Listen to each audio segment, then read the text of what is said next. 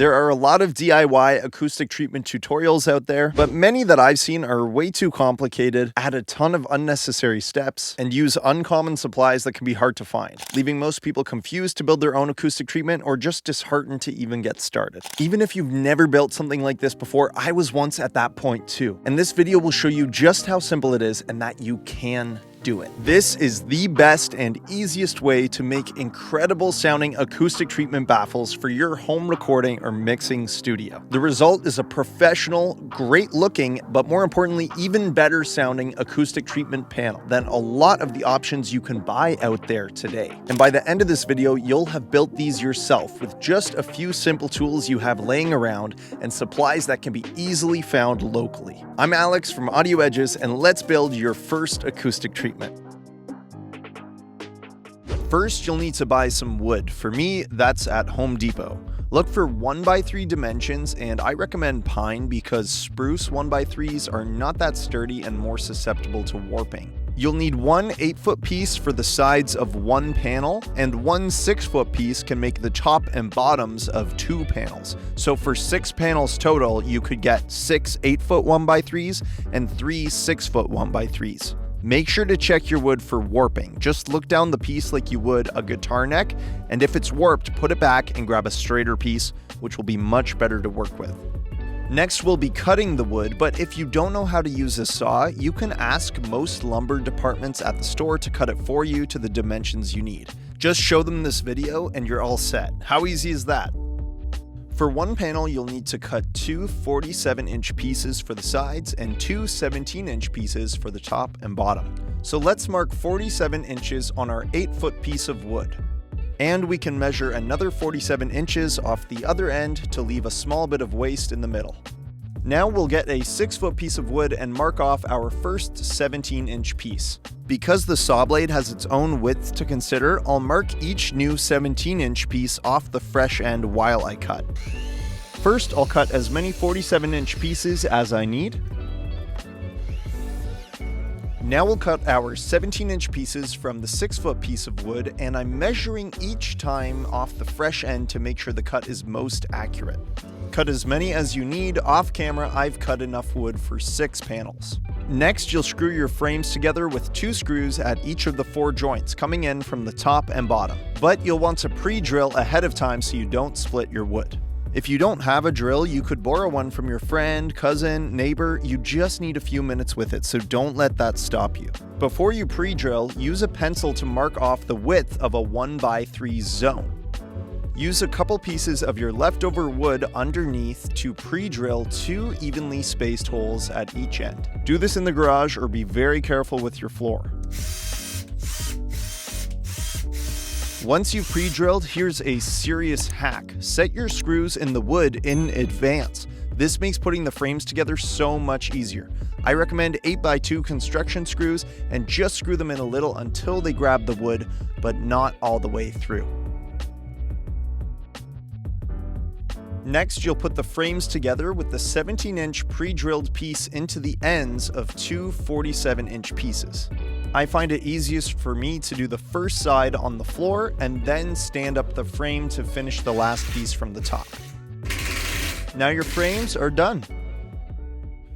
Next, you'll want to get some landscaping fabric or weed barrier. You can get this at Home Depot, Canadian Tire, Amazon, or most local home hardware stores.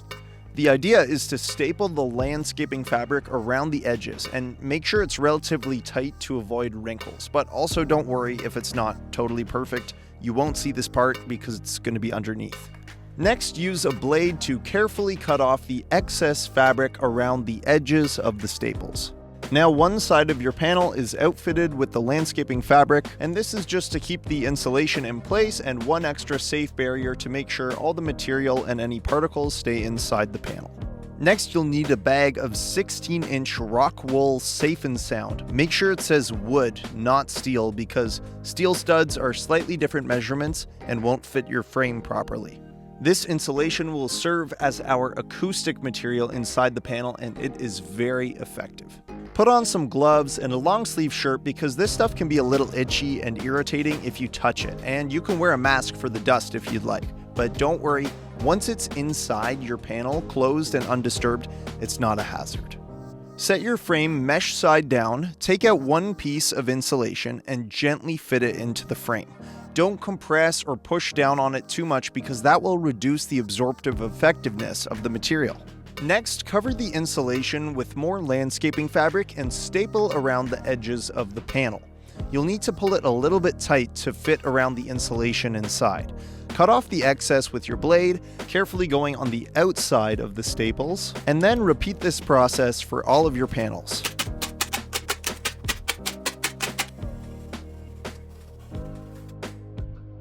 We'll be using bedsheet fabric to finish the look, and you can get this at your local fabric store. Literally just search fabric store on Google Maps. You'd be surprised that there are actually a lot of these places around. Sheeting fabric is pretty inexpensive when you buy it by the yard, and usually they have a ton of colors you can choose from to customize it to your room. My dimensions for one panel are 26 inches wide by 60 inches long. This fabric comes on a 30-inch roll folded, which means when you unfold it, it's actually 60 inches long. So buy enough for as many panels as you need, plus a little extra, just in case. For me, that was 5 yards for 6 panels. So start by unfolding it and making your 26-inch cut.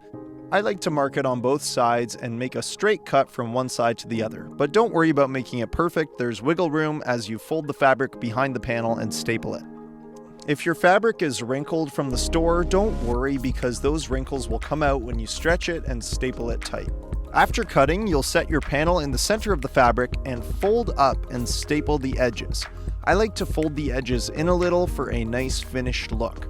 Pull tight as you staple it and try to mirror your work on both sides of the panel before getting too far on either side. Pull tight outwards and also towards the ends of your panel at the same time as you work your way down the sides. To finish the ends, you'll want to approach it like you're wrapping a gift. Fold the corners in like triangles and pull tight and put a staple in the top. Once you've done that on both sides, you can fold in any excess material and pull the middle piece tight to fold up and over. Hold it tight while you get some staples in it. Then pull the corners and staple those too, and you'll want to do this on both sides for a nice clean finish. When you're finished, you may have some wrinkles in the corners, so all you need to do is pull those out towards the top and they'll disappear. These are pretty lightweight, so the next step is to just get some hangers from the store or even on Amazon, put a nail in the wall, and hang it on like a picture frame. Once you've set up your room with these, you'll be hearing things much more accurately, and with that, you're gonna need a tool to help you along the way. That's why I've created the home mixing cheat sheet for you absolutely free. If you enjoyed this video, you'll enjoy this cheat sheet even more, because it'll show you the most common settings to use for EQ, compression, and effects to use in your mixes so you can skip the guessing game and get you closer to the results you're looking for right away. You can download it at the link in the description. For more videos like this and to take your home mixing and recording to the next level, please consider subscribing to the channel. If you don't subscribe, I might not see you again, and I don't want you to get behind with all the amazing content we have coming for you. Thanks for joining me today, and remember, if you can hear it in here, you can create it out there.